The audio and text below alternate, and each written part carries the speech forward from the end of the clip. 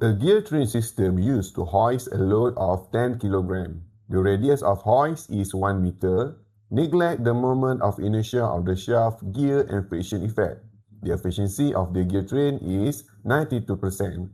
Find the torque of the motor needed to bring the load up with an acceleration of 1.2 meter per second square. Okey, untuk soalan ini,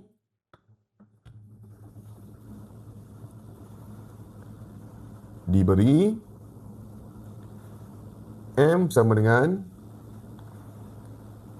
10 kg, radius hoist sama dengan 1 meter. Okey, kemudian efisiensi untuk gear train. So gear train sini gear 1 dan gear 2. Efisiensi dia 92%. Kemudian acceleration untuk menaikkan load ni sama dengan 1.2 meter per second square. Okey, diberi juga moment inertia untuk motor dan hoist. So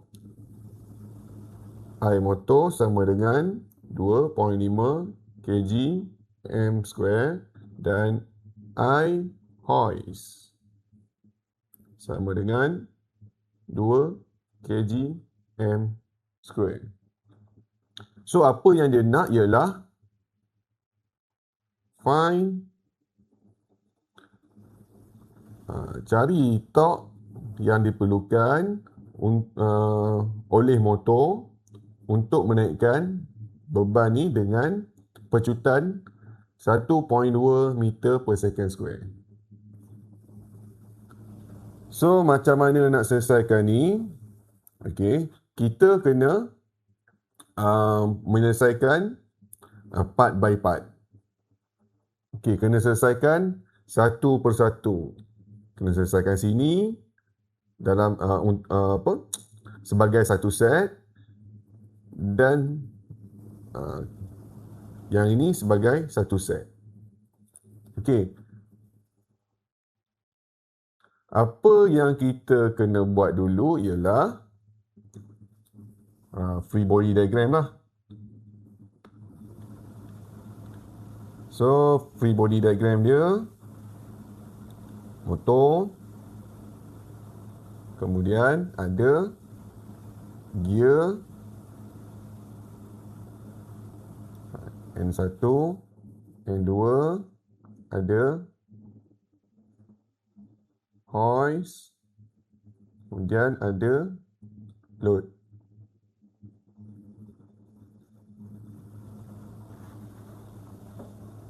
Okey, kemudian kita akan selesaikan part by part. Kita ambil yang bahagian sini dulu. Untuk set pertama, kita ada motor, shaft dan gear 1. Okey, untuk mendapatkan torque yang diperlukan oleh motor dan mengangkat beban yang lain, di mana ada gear 2, shaft, hoist dan load. Okey, equation ni ialah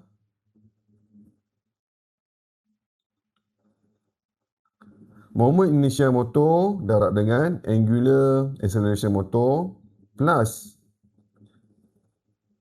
moment inertia shaft darab dengan angular acceleration shaft plus torque pada gear 1. Okey. So yang ini sini, ini shaft dan ini torque yang akan menggerakkan yang lain lah, sistem yang lain. Okey. Untuk soalan ini, moment inertia untuk shaft ni dia tak sebut. Okey. Dia tak mention tentang moment inertia shaft. Jadi, kita just neglectkan. So ini sama dengan kosong. Angular acceleration untuk motor dan shaft ni sama. Sebab dia berkongsi paksi yang sama lah, concentric. Okey. Tapi disebabkan IS ni kosong, dia akan jadi kosong lah. Tinggallah I motor, alpha motor plus T1. I motor ni dia beri, alpha motor ni dia tak beri. So ini ada, ini tak ada. Ini kita kena cari. Okey. So alpha motor ni mana nak dapat? Okey. Dalam soalan dia hanya beri A sama dengan 1.2 meter per second square.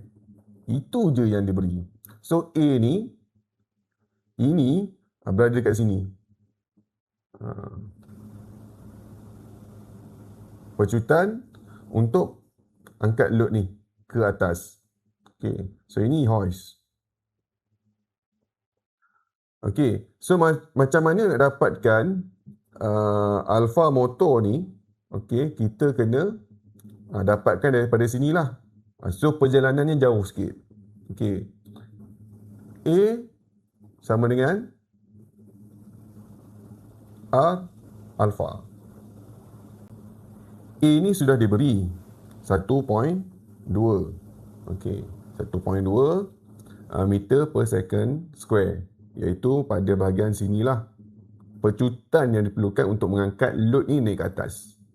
Okey, sama dengan yang R dan alpha ni, okay, kita kena ambil pada komponen sinilah. So R yang ada ialah R hoist ni. Sudah diberi dalam soalan, yang mana R hoist sama dengan 1 meter. Okey, jari hoist ni 1 meter. Okey. So yang ni A.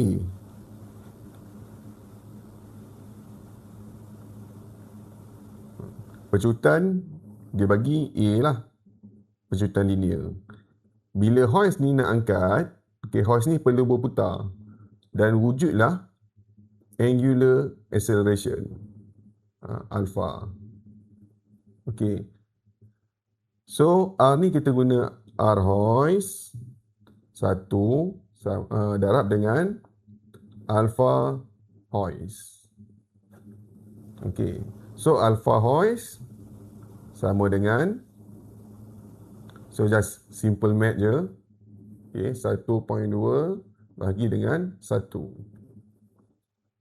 Okay. So alpha hoist sama dengan 1.2 radian per second square.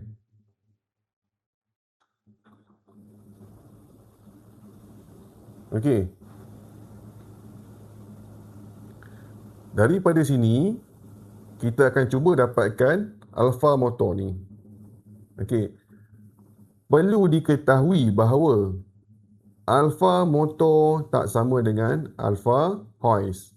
Okey, disebabkan ada gear ratio ni. Okey. So sini alpha hoist, sini alpha motor. So tak samalah sebab ada gear ratio ni. So macam mana nak dapatkan gear ratio? Okey. So kita guna rumus gear ratio sama dengan number of teeth gear driver bagi dengan number of teeth gear driven. Okey. Sama dengan D1, D2 torque 1 bagi dengan torque 2 sama dengan angular velocity driven bagi angular velocity driver sama dengan rotation speed driven bagi dengan rotation speed driver sama dengan angular acceleration driven bagi dengan angular acceleration driver. Okey, ni rumus umum. Okey. So, jangan terbalik. Nak ingat senang je. Kalau melibatkan speed, driver pada bahagian atas dan driver pada bahagian bawah. Okey. Tapi melibatkan bilangan gigi apa semua ataupun torque dan sebagainya, yang driver di atas dan driver di bawah. Okey. So, untuk ni kita guna number of teeth sebab dah diberi dalam soalan. Okey. So, gear ratio sama dengan bilangan gigi gear 1 ialah 20. Bilangan gigi gear 2 ialah 40. Okey. So, gear ratio-nya ialah 1/2. Okey. Ini gear ratio 1/2. So, alpha untuk motor ni nak dapatkan, okey. So, alpha motor ni berada pada shaft driver. So, sini alpha motor. Alpha hoist berada di atas. Sebab alpha hoist ni berada pada shaft driver. Okey. So, just kira lah, just masukkan alpha hoist ni 1.2. Alpha motor ni kita nak cari. Okey. So, kita akan dapat alpha motor sama dengan, just pusingkan je.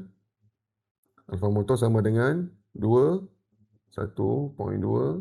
Okey, sama dengan 2.4 radian per second square. Okey. So, just masukkan nilai ni ke sini.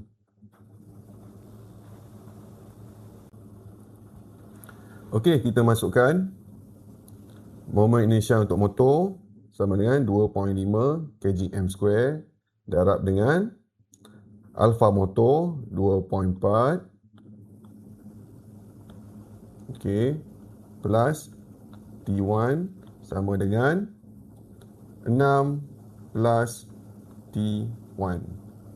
Okey. So, T1 ni masih tak settle lagi lah. Masih belum selesai. So, berapa T1? Tunggu, kita akan dapatkan T2 pula. Untuk set yang kedua, kita ada gear 2. Kita ada shaft, hoist dan load yang kita nak angkat ni. Okey. Pada komponen ni, torque yang diperlukan oleh gear driver sama dengan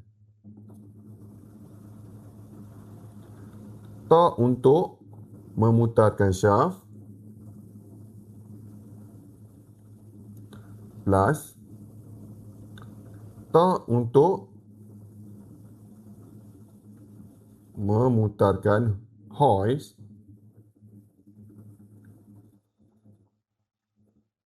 plus torque untuk menaikkan load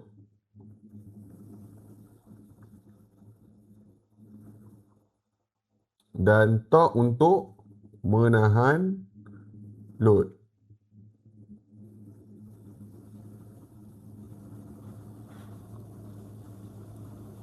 Okey. So, dalam soalan ni dia tak beri moment inertia untuk shaft. So, kita just neglect lah. Dia case-nya sama macam torque untuk shaft motor tadi. So, ini kita neglectkan. Dia jadi kosong lah. Okey, so yang tinggal ialah torque untuk hoist plus torque untuk lift load ni. Kita namakan torque lift dan plus torque to hold wave lah.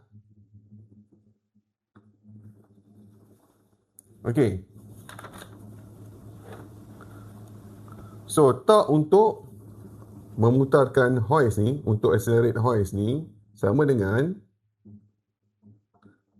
I hoist darab dengan alpha hoist. plus torque untuk mengangkat beban ni sama dengan,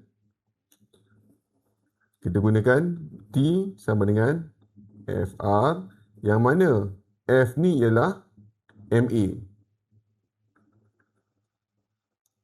Sebab kita nak memecut load ni ke atas kan. Okey, so guna F sama dengan MA radius plus torque untuk whole wave ni supaya tak turun ke bawah. Okey, MGR. Okey, so asasnya ialah yang ni, rumus ni. T sama dengan FR. Yang ni pun sama, T sama dengan FR. Okey, so M ialah 10, A dah diberi 1.2, R ni mengikut radius hoist. Ni pun sama. M dah diberi, G ni ialah gravity, R mengikut radius hoist. Okey, so masukkan nilai. Moment inertia untuk hoist sudah diberi. Okey, iaitu 2. Alpha hoist kita dah dapat 1.2. M 10 kg. A sama dengan 1.2. Radius 1 plus M 10 kg.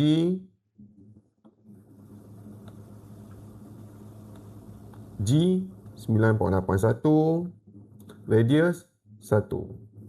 Okey, so just selesaikan, kita akan dapat 112.5 Newton meter. Unit jangan silap. Jangan lupa dan jangan silap. Kena ada. So T2 112.5 Newton meter.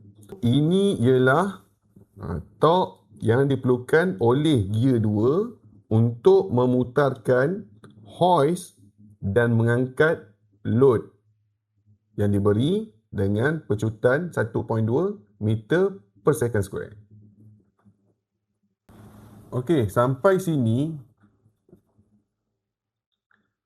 T1 masih menjadi persoalan.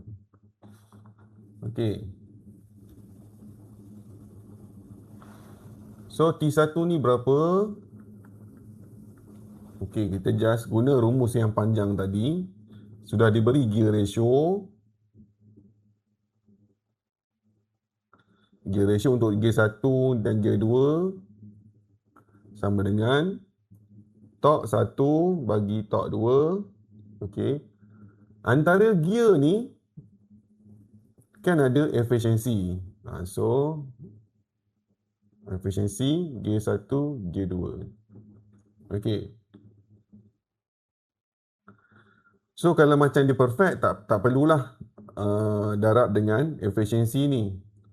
Okey. Untuk gear ratio, itu je yang tak memerlukan darab dengan efisiensi.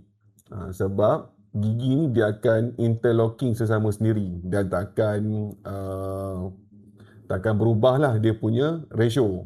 Tapi untuk transmit tenaga, okey, untuk transmit tenaga, jika ada geseran tinggi, dia akan mengurangkan efisiensi. Okey. Dia akan akan berlaku kehilangan tenaga. So that's why untuk torque ataupun power, kita kena darabkan dengan efisiensi. Torque 2. Torque untuk gigi gear 2 kita dah ada. Okey, yang ini dah ada. Yang ini je belum ada. Okey, so ini dah ada, ini dah ada, ini pun dah ada. Okey, just pindahkanlah. So kita nak cari T1. T1 sama dengan, just ubah je value yang ada ni. Okey, N1/2. Ni gear ratio 1 dan 2. Okey, darab dengan torque 2. Okey, bahagi dengan efisiensi. Okey. So, sama dengan gear ratio ni tadi 1/2, betul? Okey. Kemudian kita darab dengan 112.5 dan bahagi dengan efisiensi. So, kita akan dapat 61.14 Newton meter. Okey. So, ini nilai T2 yang kita kira tadilah. Okey. So, ini T1. Berbalik kepada rumus equation yang awal tadi. Okey. Torque motor yang diperlukan sama dengan 6 plus T1 sama dengan 61.14 sama dengan 67.14 Newton meter. So, ini ialah torque yang diperlukan untuk memutarkan shaft, motor, gear, hoist dan mengangkat load ni lah untuk keseluruhan sistem. Okey. Sekian, terima kasih.